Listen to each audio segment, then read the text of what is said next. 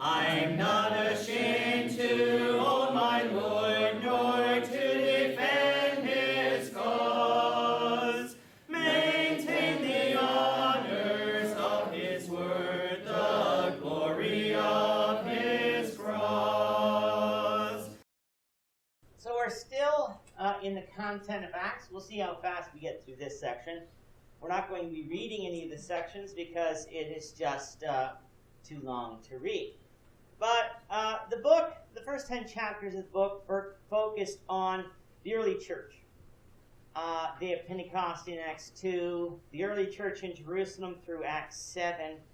Then in Acts 8, we had the persecution that spread the gospel out through Judea, Samaria, and all the world. In Acts 8, we saw the teaching of Philip in Samaria, teaching of the Ethiopian eunuch. Acts 9, we had the conversion of Saul of Tarsus. And Acts 9, actually, from the book of Galatians, covers a period of 3 years. Acts 10 probably doesn't happen, probably happens simultaneously to those 3 years. But when we read of Paul being converted and then going to Jerusalem, Paul makes it clear in the book of Galatians that he didn't go to Jerusalem for 3 years. He was taught by the Lord in the wilderness, and he didn't learn the gospel from any man. He learned it directly from the Lord. And then, when he came to Jerusalem at the end of Acts 9, which makes sense if you think about it. Remember in Acts 9, Paul was having difficulty with the Christians in Jerusalem accepting the fact that he was not going to kill them. And Barnabas was the one who brought him before the congregation and told of all the things he was done. If this happened just so quickly, how would Barnabas know? It's very easy to understand how the church of Judea didn't know, even though 3 years had passed, because it is still fresh in the minds that he took some of their relatives, some of their friends, and threw them in jail and had them murdered. And so there was that animosity. How do I know he's a Christian? How do I know he's not just faking it so that he can get here in the church and just arrest us all? And Barnabas had to show him the way. Acts 10, we see the conversion of Cornelius, the first Gentile into the church. We'll deal with that maybe a little later. But starting in really the bottom part of Acts 11, all the way through the end of the book, we talk about the teaching, the journeys of the Apostle Paul. He is known as Saul when we get to the first journey, but he is later known as Paul. Let's not think of this that he changed his name. It's whether or not this is a Jewish versus a Greek name. This is sort of like us changing our name into a different language. And my name, if it was in Hebrew, would not be spelled the same way. And so let's not think of a name as a name change. It's just a different language. And so here we have the first missionary journey of Paul. Most of his journeys start out in Antioch of Syria. And the reason is, this is the church that Paul was a member of when Barnabas came and found him later. He went up to Damascus, which is right down here. But if we were to come along and say, what local church was Paul a member of, if he had what we might call today a home church, it was this church at Antioch. Church at Antioch was known for sending the gospel out. They not only sent Paul, they sent other people as well. If you go to Acts 13. Acts 13. At the beginning, let's read, we'll get Bill to read verses 1 to 3. Yeah. Now there were at Antioch in the church that was there prophets and teachers, Barnabas and Simon, who was called Niger, and Lucius of Cyrene, and Manaen, who had been brought up with Herod the Tetrarch and Saul. While they were ministering to the Lord and fasting, the Holy Spirit said, "Set apart for me Barnabas and Saul for the work to which I have called them." And when they had fasted and prayed and laid their hands on them, they sent them away. Okay. I forgot, by the way, in Acts 12, it was the death of James. And we should have made note of the death of James the Apostle. But the church in Antioch had prophets, and they had teachers. And the Lord selected Saul and Barnabas to go out on this specific journey. But let's not think, okay, these other teachers then had no use. They just, for this specific journey, it was Saul and Barnabas for the work to which I have called them. Remember, Paul was called to go out to the Gentiles. So the church in Antioch was a church that had teachers. It would compare to the church at Jerusalem, and probably similar in its size at this point in time, and its ability. And so Paul went from Antioch, we see in Acts 13 and 14. He went to Antioch, then he went down to the island of Cyprus. Salamis and Paphos, that's where Paul met, remember that sorcerer and the leader, and he blinded the sorcerer. That was on the island of Cyprus. He comes up, sails across the Mediterranean up to Perga in Pamphylia. And so this is in southern Turkey today. From Perga, he goes up to Antioch. This is a different Antioch. We need to make sure that we recognize that when we read Acts 14. Different Antioch, and then he comes to Iconium, Lystra, and Derbe. Now, in Iconium, Lystra, and Derbe, he meets a man named Timothy. And so, along these journeys, he does meet some people who will become important to Paul later. And so, we have this. He goes Iconium, Lystra, and Derbe. He faced persecution along the way. That's why he had to move some of these cities. And then, when he was coming back, he came along and went and backtracked, because the churches, remember, these are new churches. And so Paul wanted to see how they were doing. You don't just start a church and then abandon it and never come back. And so Paul wanted to see how they were doing, came back through, and then he came back and he bypassed Cyprus this time and came to Antioch. And that really brings us to the end of chapter 14. In chapter 15, though, we have a unique account. And some people misconstrue what this account was.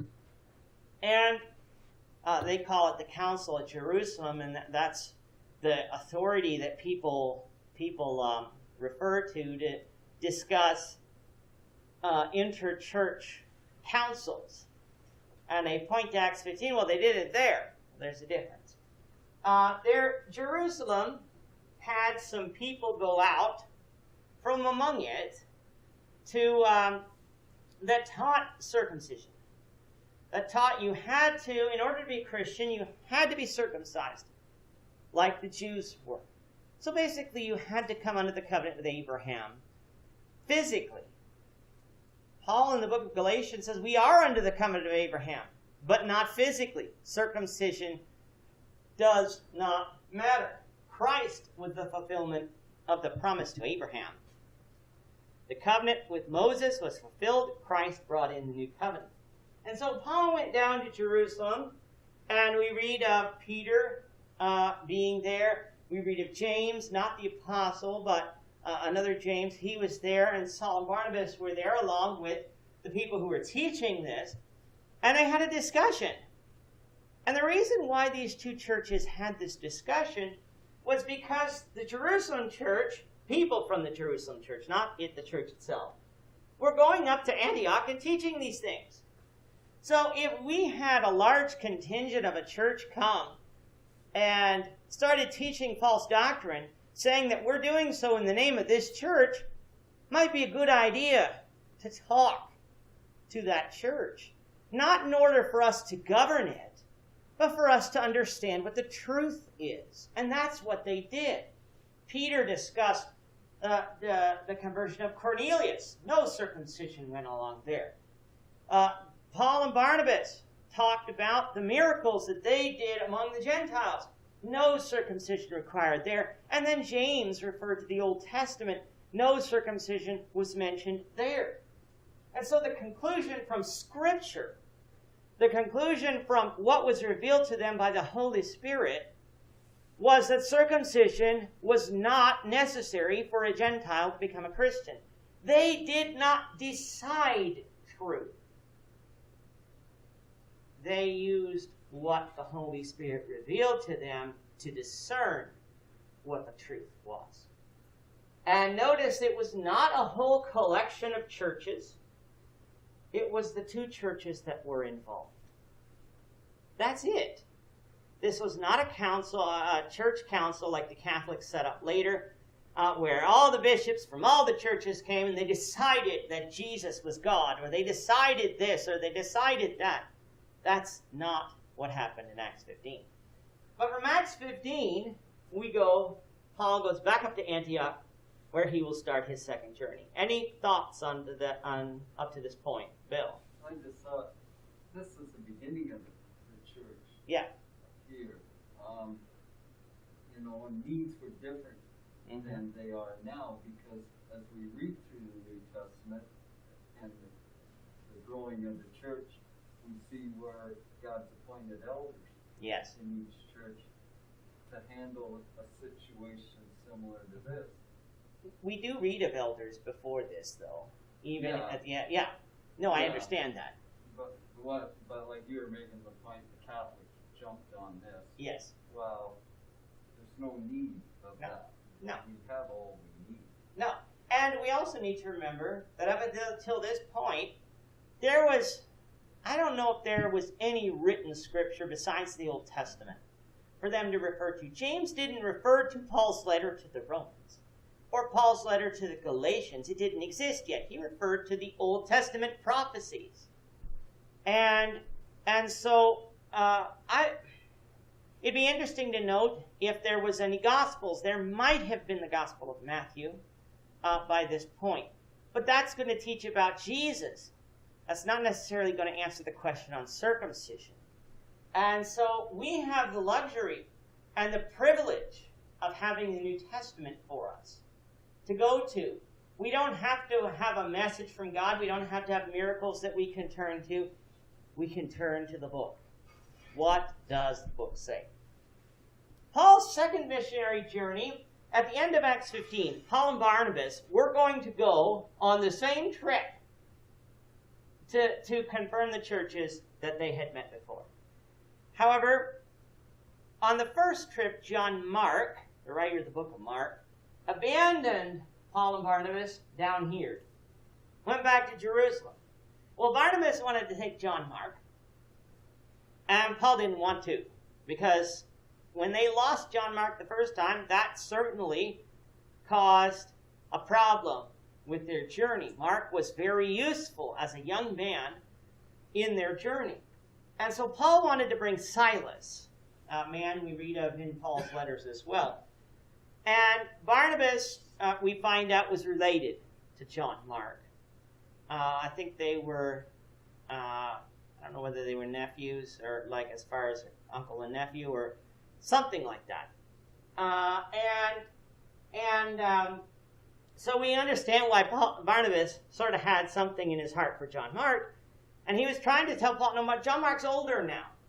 He's more wise. He won't do that again. And there was a dissension among them. It was not a dissension where they disowned each other, but it was a dissension enough that they didn't go together. They separated. And in fact, that could be a blessing in disguise. If they just went around Perga and Antioch and around the same place, Paul might not have gone to these other places when he did. And so God used that dissension, even though we might come along, well, they shouldn't have had that dissension. Well, we live in a real world.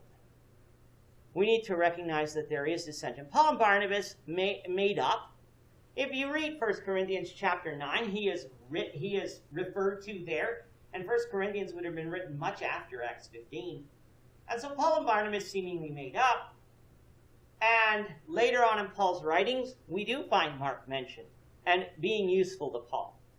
Barnabas ended up being right in the sense that Mark had grown. But that wasn't a guarantee. And so instead of coming down to Cyprus, Paul's secondary journey came up and around this tip of the Mediterranean to Tarsus, which is where he was from. He did come to Lystra, Derbe, and Iconium, but would have come earlier. And from that, he went into the region of Galatia, which is how we get the book of Galatians. He came up through here to Troas, and up and around, we read of him coming up to Philippi in Acts 16, and meeting Lydia there, the Philippian jailer. He was run out at Philippi, came to eventually Apollonia and Thessalonica, books of 1st and 2nd Thessalonians. He was run out of Thessalonica by the Jews, came down to Berea in Acts 17, and Christians were made there. He was run out of Berea, and he tricked the people who were chasing him. Instead of coming down through Greece, which is where you would expect, he went out to sea and sailed around to Athens, where we find him in at the end of Acts 17 in the Areopagus with the philosophers. He was alone in Athens, though. It wasn't as strong a work as some of his others. He crossed over into Corinth. And from Corinth, he came across to right around here, Corinth, all the way to Ephesus, and Ephesus down again to Jerusalem and back up to Antioch. So we have Paul, and so this is what Paul did all the way through. And that is his second journey. The Areopagus on Mars Hill would have looked similar to this. So you can see the Greece is not a flat land.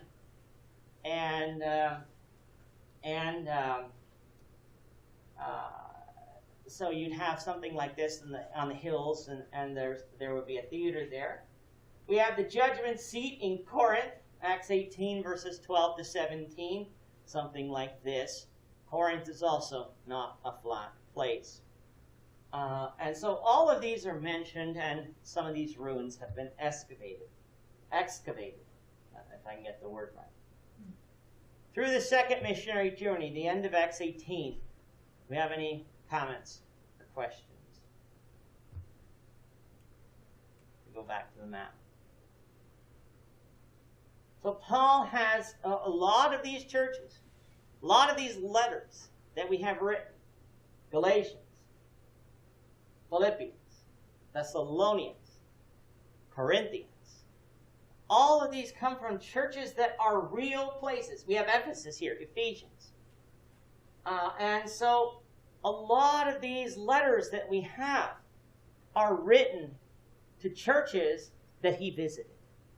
Colossae we don't have on this map as Paul visiting, but he knew people who were at that church. James, you had something? I'm looking at the distance that they covered, the area that they covered. And these were men without modern equipment that we do today. There was no airplanes or cars, and they did cover a wide area. You today have so many things. We have the internet, we have cars, planes. We should be covering a whole lot more. Mm-hmm. And it is a giant area that Paul covered. Just a few men covered this area. And churches do send out. The church at Antioch, not everyone in Antioch went out to all these places, but they sent Paul. And they sent Barnabas. And they probably sent others that we don't read of. And so churches can do that. They send men, they support men to go out and do these things. And I guarantee you, even though we may not personally see it, there are men who travel a lot. Travel to the Philippines, travel to China, travel to India, travel to Africa. All of these places, they travel a lot, but we do have modern convenience. This church is very fortunate to be able to use what we have to reach out to people we will probably never meet, because the internet we have the internet. And so let's use what we can do to reach out to more people. But this is amazing. You're right. And Turkey is not flat land. There are mountains here you have to cross. It's hot in the summer. Go to Greece in the summer. It's hot. And the fact of the matter is, too, he was dependent when he got out to the sea on on ships. He didn't own his own ship. He didn't have a yacht that he sailed on. He sailed with the merchants who gave him passage. And so we have here a lot.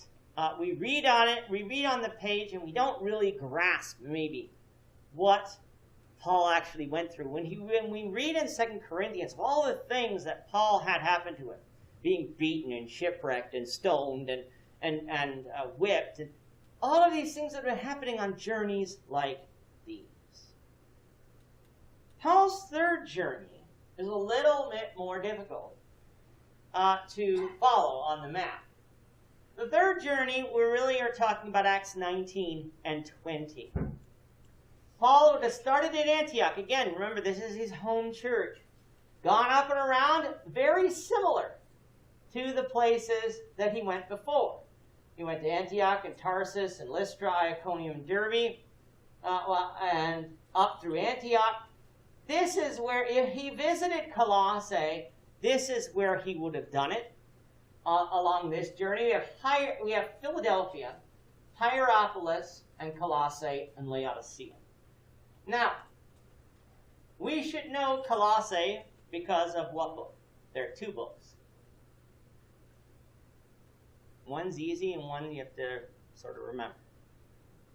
Colossians, that's the easy one. Tammy took the easy way out. What's the other one? It's not a book written to a church. Pardon me? No, not Book of Romans, that's a church. Book of Philemon. Book of Philemon, if you read the book of Philemon, you'll find at the end, same men mentioned that Paul mentioned in Colossae. Very likely that Philemon was a member of the church either in Colossae or Hierapolis or Laodicea, in that area.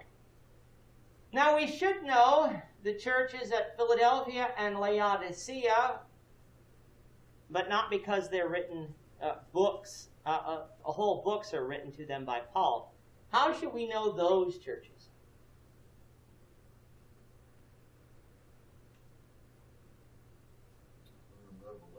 They're in Revelation. Philadelphia, so we have the 7 churches. Let's deal with them. We have Ephesus. We have Laodicea, Philadelphia, Sardis, Thyatira, Pergamum, Smyrna. Let's see, 1, 2, 3, 4, 5, 6, 7. Got all 7. And so those are the 7 churches that are written at the beginning of Revelation. And so these are real churches that are situated in Western Turkey. If Paul visited Colossae, he would have done it close to this trip. He came down to Ephesus. Now in Ephesus, he wrote the books of 1st and 2nd Corinthians. We know that because he mentions that. So we know he wrote to Ephesus. Now, in the book of 2nd Corinthians, it's interesting, or at the end of 1st Corinthians especially, from Ephesus, Paul had wanted to go to Corinth, and then up to Thessalonica, back down to Corinth, and down here. That's how Paul wanted to journey. However, the book of 1 Corinthians was a book of correction. Paul wanted that correction to reach them and them to correct the things that Paul did. So Paul changed his journey, and he said so at the beginning of 2 Corinthians. instead of being in Ephesus, where he was, I think this time for 3 years, he came up and he went north. He went around. So he went to Ephesus, then he went up through to Troas, back up to Philippi and Thessalonica. When you read of chapter 8 and chapter 9 of 2 Corinthians, Paul said he was going to go to Thessalonica. Thessalonica gave out of their poverty, remember. He came to Berea and down to Corinth. And then you got to follow the map. When you're following Acts 20, Paul leaves Corinth, probably in the springtime. Well, in fact, we know he was up at Philippi, I think for Passover, so that would have been the springtime. He wintered in Corinth, was up at Philippi, so he comes back. Troas, Acts 20 and verse 7, that's where Paul is here. At the end of Acts 20, he's coming down. He's going to meet the elders at Miletus at the end of Acts 20, the elders at Ephesus. Then he's going to come down here to Patara, and then he's going to come down to Tyre, to Ptolemais, Caesarea, and Jerusalem. When we read a couple of weeks ago the collection for the saints in Jerusalem, this was the trip Paul was making. He was in Ephesus when he wrote it. He was coming around to get this collection. There was to be no collections when he came. And he came down around with the men whom the church of Corinth and the other churches sent.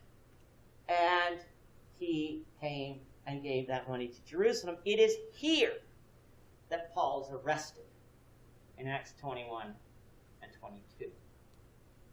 So we have the theater at Ephesus. Remember, there was a riot in Ephesus. If you remember that, there was a riot in Ephesus because the people thought that the goddess Diana was in danger of people being turned away from her, and Paul had to escape in Acts 19. So this is what a theater in Ephesus would have looked like. Looks a lot like the amphitheaters we make today, only not with stone. When you think of stadiums, this is like stadium seating that we still use designs of today. The Roman theater in Caesarea in Acts 23 to 26, something that would look like this. This certainly looks like the way we make stadium seating today. Any thoughts up through Acts 26, when it comes to Paul's journeys? Again, a lot of ground covered.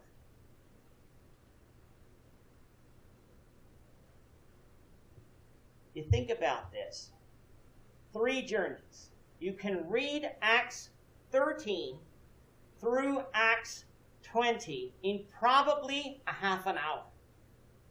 And you're covering a period of probably 15 years.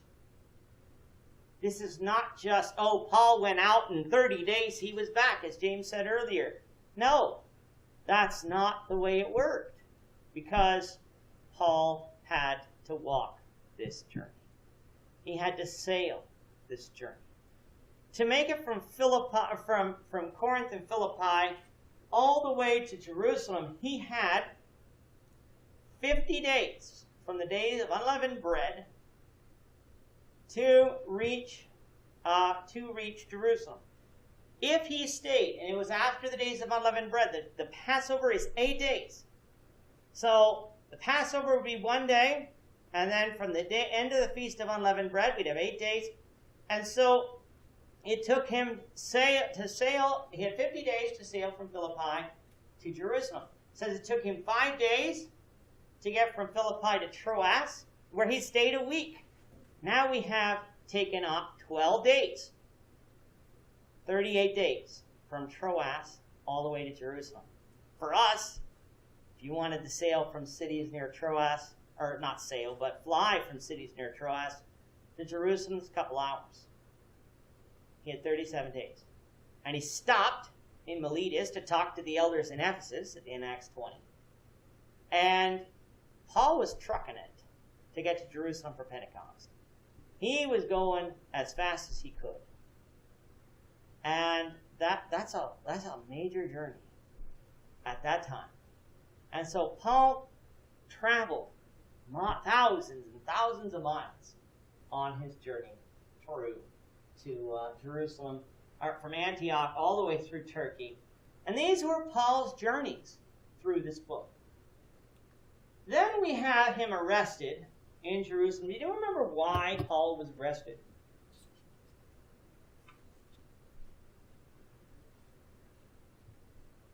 What was he accused of by the Jews of doing?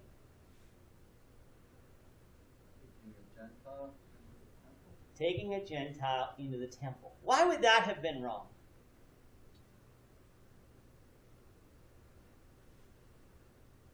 In the Jews' eyes. Well, the Jews considered them certainly lower class, not worthy. Okay. But there's a specific reason why that is. That's absolutely true, that they're lower class. Well, they wouldn't have been circumcised. Wouldn't have been circumcised. That would be a defilement. When Jesus talked in Matthew 24 about the abomination of desolation, and he was quoting the book of Daniel, that's the type of thing he's talking about. The Gentiles are going to take over the temple. It is an abomination. It would have been an abomination to go into the temple, into the holy place of the temple.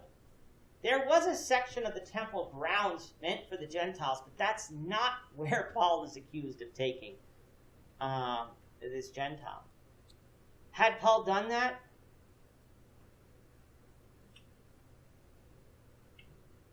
Had Paul taken the Gentile? No. Not according to Acts 21.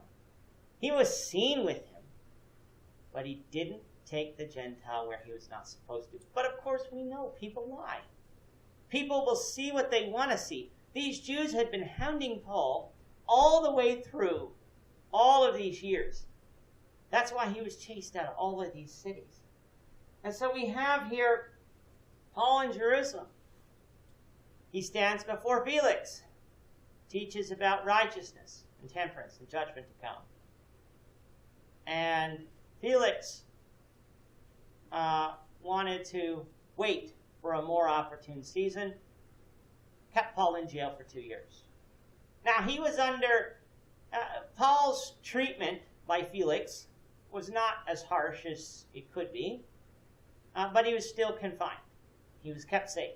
Festus replaced Felix. By the way, Felix was a governor, similar to Pontius Pilate. And then we have Festus taking over, Paul preaching before Festus and Agrippa, Herod Agrippa. And he taught and gave his defense there. And Agrippa said, almost you persuaded me to be a Christian. But again, they couldn't find Paul guilty of anything. Paul appealed to Caesar in Rome because he wasn't getting justice. And Festus grabbed onto that. He said, I would have let you go if you wouldn't have appealed to Caesar. And I'm like, you could have let him go then, if that's the case. It was not a matter of, well, if you wouldn't have done this, I would have done this. Festus really didn't want to release Paul either. But Paul appealed to Caesar in Rome. So we have here Paul leaving Jerusalem. It is going to be late summer when he leaves Caesarea. We know that from the end of Acts. It's going to go up to Caesarea. You can't sail from Jerusalem. Jerusalem is in here by the Dead Sea. You have to go up to Caesarea where there's the port, and they would travel up to Sidon and Lebanon, and they went around Cyprus. That's what Acts 28 will say. They went around Cyprus, up here to Myra in southern Turkey, went around Rhodes, and they got here to Fair Havens in Crete. They got to Crete. Paul told the people, you need to stop here. It's winter now. And the Mediterranean, winter on the Mediterranean can be quite fierce. The waves and the winds. They didn't have steam-fired ships or coal-run ships. They had sail ships. And so you get out in the big winds. Even today, you get out on these big winds. It's not that nice. Well, the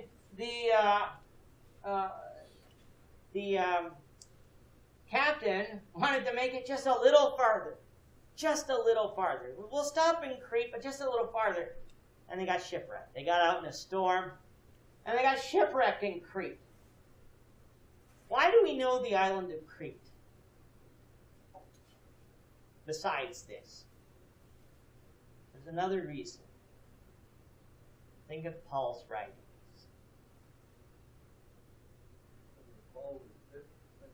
All right, he was bit by the snake. All right, that happens here. He was bit by the snake, and people were amazed he didn't die. They were all expecting him to die. But in Paul's later writings, to one of the people that were going out teachers who followed after Paul,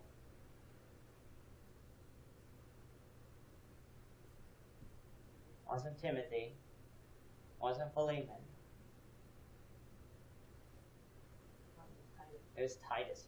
For this reason I left you in Crete, that you may set in order the things that are lacking. There was a church in Crete. Paul had visited there, and there was a church in Crete. After they left Crete, they came up here to Melita. I guess it was Malta over here. Melita. Then they came up to Sicily and Syracuse, and to Rhegium, and all the way up here to Puteoli, well, I can't say it anyway, and then to Rome. And the book of Acts ends with Paul in jail in Rome. And we know from the book of Titus and the book of 2 Timothy that Paul made it out. He would eventually die in Rome, but Paul made it out of Rome, and he would have sailed here to Nicopolis. And he might have gotten to Spain. He wanted to get to Spain at the end of Romans, but he got arrested in Jerusalem and had to spend years in Rome. He spent the period from Jerusalem to Rome is probably a period of 4 years. 3 to 4 years. Because he spent 2 years in Jerusalem, probably spent another year and a half in Rome, and so 3 to 4 years. He was not really traveling that far. These are Paul's journeys through the book of Acts. They're important for us to know, maybe not all the places, but the books that are written by Paul are the churches that he visited. Lord will, this is Rome in Italy, some of the ruins in Rome. I'm not ashamed to own my Lord, nor to defend his cause. Maintain the honors of his word, the